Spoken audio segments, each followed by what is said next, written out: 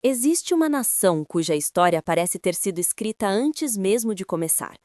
Antes de seus reis nascerem, antes de seus impérios surgirem, antes de suas fronteiras serem desenhadas, o seu nome já aparecia nas páginas de um livro antigo que atravessou milênios. Suas conquistas foram anunciadas, seus governantes foram mencionados, e até sua ascensão e sua queda parecem ter sido registradas muito antes de qualquer cronista humano observá-las. O mais intrigante é que essa nação ainda existe hoje e continua aparecendo nas manchetes do mundo moderno. Ela continua influenciando acontecimentos no Oriente Médio e permanece presente em discussões sobre profecias bíblicas. Essa nação é o Irã, mas nas páginas das Escrituras ela aparece por um nome muito mais antigo: Pérsia. Isso levanta uma pergunta inevitável. Será possível que uma nação inteira tenha sido mencionada na Bíblia séculos antes de se tornar uma potência mundial? Coincidência histórica ou parte de um plano muito maior? O que você está prestes a descobrir não é uma teoria moderna nem uma interpretação recente, mas um fio profético que atravessa a Bíblia inteira, do Gênesis ao Apocalipse, conectando acontecimentos separados por milhares de anos. Quando essas peças são colocadas lado a lado, surge um padrão impressionante que poucos param para observar. Para entender esse padrão, precisamos voltar ao momento em que a humanidade recomeçou. Depois do dilúvio, quando as águas finalmente recuaram e a arca de Noé repousou em terra firme, o mundo estava irreconhecível. Civilizações inteiras haviam desaparecido, cidades foram apagadas e a história humana parecia ter sido reiniciada. Noé e sua família representavam o começo de uma nova era, mas aquele recomeço não significava apenas a sobrevivência de 8 pessoas. Naquele momento, estavam sendo lançadas as bases de todas as nações que surgiriam no futuro. No livro de Gênesis, capítulo 10, encontramos algo que os estudiosos chamam de Tabela das Nações, o primeiro grande registro genealógico do mundo após o dilúvio. Ali aparecem nomes que mais tarde dariam origem a povos, culturas e impérios inteiros. Entre esses nomes estão 2 que parecem discretos à primeira vista, mas que carregam um significado profundo para a história do Oriente Médio. Esses nomes são Madai e Elão, 2 patriarcas antigos que, séculos mais tarde, estariam ligados ao surgimento de um império capaz de mudar o destino de Israel e influenciar acontecimentos que ecoariam até os dias de hoje. Madai era filho de Jafé, um dos filhos de Noé.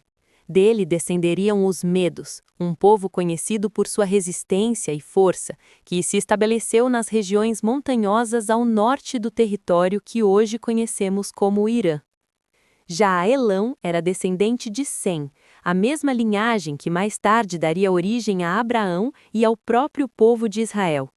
Seus descendentes se estabeleceram em uma região fértil no sudoeste do atual Irã, próxima ao Golfo Pérsico. 2 linhagens diferentes, 2 territórios distintos e 2 culturas que cresceriam separadas durante séculos. Mas, com o passar do tempo, esses povos acabariam se encontrando e se unindo de uma forma que mudaria o equilíbrio de poder do mundo antigo.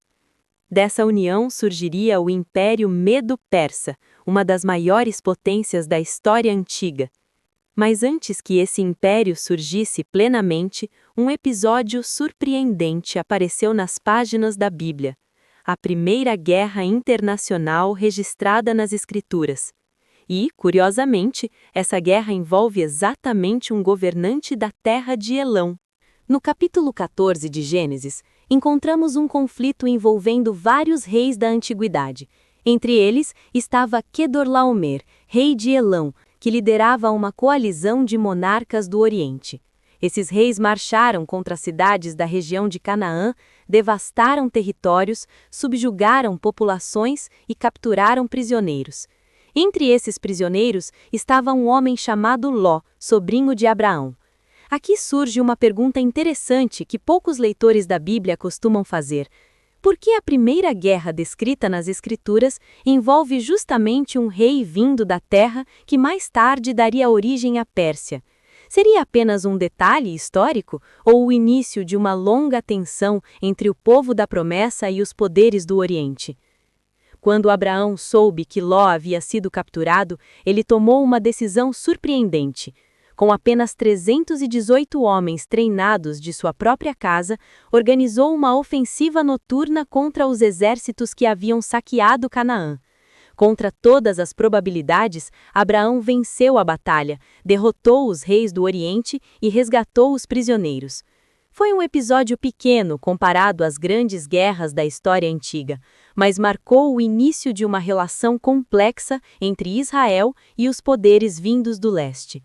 Os séculos passaram, as tribos cresceram e aquelas antigas linhagens continuaram se desenvolvendo. Povos se tornaram reinos e reinos se tornaram impérios.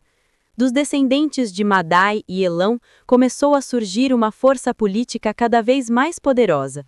Eventualmente, esses povos se uniram sobre uma liderança comum e desse encontro nasceu o Império Persa. Em seu auge, esse império se estenderia da Índia até a Etiópia, dominando vastos territórios e governando milhões de pessoas. Era uma potência gigantesca para os padrões da antiguidade. No entanto, o que torna essa história realmente impressionante não é apenas o tamanho do império, mas o fato de que sua ascensão parece ter sido anunciada muito antes de acontecer. Por volta do ano 700 a.C., um profeta chamado Isaías escrevia em Jerusalém. Naquele período, o império dominante do mundo não era a Pérsia, era a Babilônia. A Babilônia parecia invencível, com suas muralhas imensas, seu exército poderoso e seu rei considerado o governante mais temido da terra. Mesmo assim, Isaías registrou uma profecia surpreendente. Isaías declarou que Deus levantaria um governante estrangeiro para derrotar a Babilônia e permitir que o povo de Israel retornasse do exílio. Até aqui já seria uma previsão impressionante, mas existe um detalhe que torna essa profecia extraordinária. O profeta mencionou o nome desse governante. No capítulo 45 do livro de Isaías aparecem as palavras: "Assim diz o Senhor ao seu ungido, a Ciro." Agora imagine o impacto dessa declaração. Isaías escreveu esse nome mais de 150 anos antes de Ciro nascer. Como um profeta poderia mencionar o nome de um rei estrangeiro mais de um século antes de sua existência? Coincidência histórica ou evidência de algo que ultrapassa a simples capacidade humana de prever o futuro? Enquanto essa profecia permanecia registrada nos pergaminhos hebraicos, a história continuava avançando. Em outra parte do mundo, um jovem hebreu chamado Daniel estava vivendo no coração do Império Babilônico, longe de sua terra natal. Daniel havia sido levado cativo ainda adolescente quando Jerusalém foi conquistada pelos exércitos de Nabucodonosor. Ele vivia cercado por idolatria, poder político e intrigas palacianas dentro da corte mais poderosa do mundo antigo. Mesmo assim, Daniel permaneceu fiel ao Deus de Israel. Por causa dessa fidelidade, algo extraordinário aconteceu. Ele recebeu a capacidade de interpretar sonhos e revelar mistérios. Um desses mistérios mudaria a forma como entendemos a sequência dos impérios mundiais. Certa noite, o rei Nabucodonosor teve um sonho profundamente perturbador. Ao acordar, ele sabia que o sonho era importante, mas não conseguia lembrar exatamente o que havia visto. Convocou então todos os sábios da Babilônia e fez uma exigência impossível. Eles deveriam não apenas interpretar o sonho, mas primeiro revelar qual era o sonho. Ninguém conseguiu. A sentença de morte foi decretada contra todos os sábios do reino. Foi nesse momento que Daniel entrou em cena e, diante do rei mais poderoso da terra, revelou não apenas o sonho, mas também o significado daquela visão. Daniel descreveu uma grande estátua que aparecia no sonho do rei. A cabeça era de ouro, o peito e os braços eram de prata, o ventre era de bronze e as pernas eram de ferro. Cada parte representava um império que dominaria o mundo em diferentes períodos da história. A cabeça de ouro simbolizava a Babilônia, mas os braços de prata representavam um império que surgiria depois. 2 braços simbolizando 2 reinos unidos, os medos e os persas. Daniel afirmou que esse império sucederia a Babilônia e assumiria o domínio do mundo. Aqui surge outra pergunta intrigante. Como Daniel poderia descrever com tanta precisão um império que ainda não dominava o cenário mundial? Anos mais tarde, a resposta começou a aparecer. Enquanto Daniel ainda servia na corte babilônica, um líder estava surgindo nas terras altas do Oriente. Seu nome era Ciro. Ele unificou os medos e os persas sobre um único governo e começou a expandir seu domínio com velocidade impressionante. Eventualmente, os olhos de Ciro se voltaram para a cidade considerada invencível, Babilônia. A queda dessa cidade não aconteceu após um longo cerco ou uma batalha épica nas muralhas. Aconteceu em uma única noite. Enquanto o rei Belzazar celebrava um grande banquete em seu palácio, algo aterrador ocorreu. Uma mão apareceu no ar, sem corpo e sem braço, apenas uma mão escrevendo na parede do salão. As palavras eram misteriosas e ninguém conseguia entendê-las. O silêncio tomou conta da festa e o rosto do rei perdeu a cor. Seus joelhos tremiam de medo. Ninguém conseguia interpretar a mensagem até que Daniel foi chamado.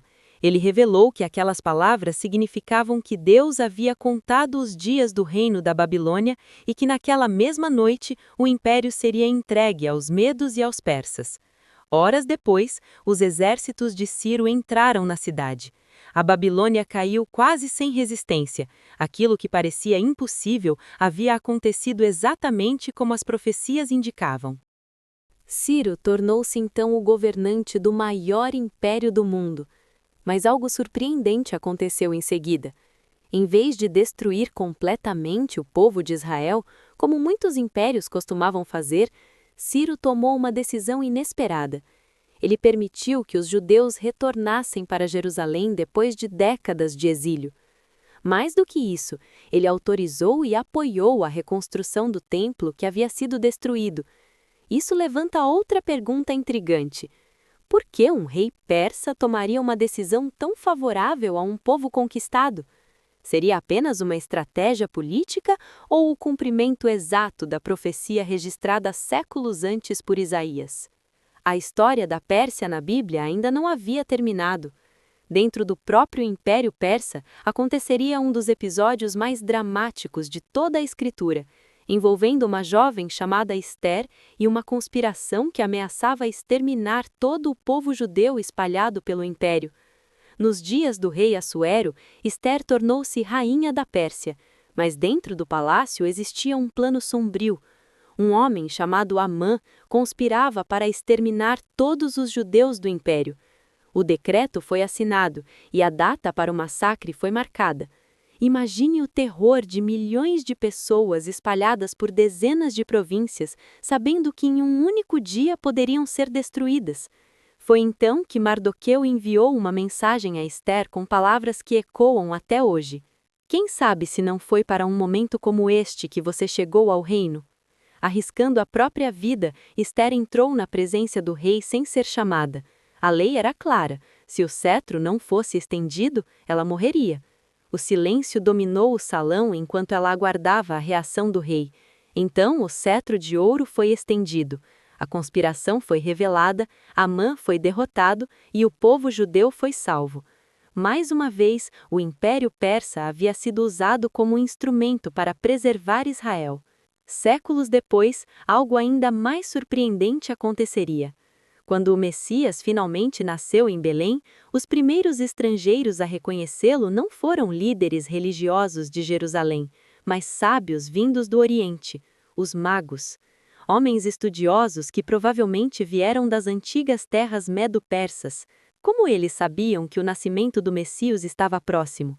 Alguns estudiosos acreditam que os escritos de Daniel, preservados no Oriente durante séculos, podem ter influenciado esse conhecimento. Se isso for verdade, então existe uma conexão impressionante. Um profeta hebreu que viveu na Babilônia pode ter deixado registros que séculos depois levariam sábios do Oriente a reconhecer o nascimento de Jesus. Eles seguiram uma estrela, atravessaram o deserto e se ajoelharam diante de uma criança.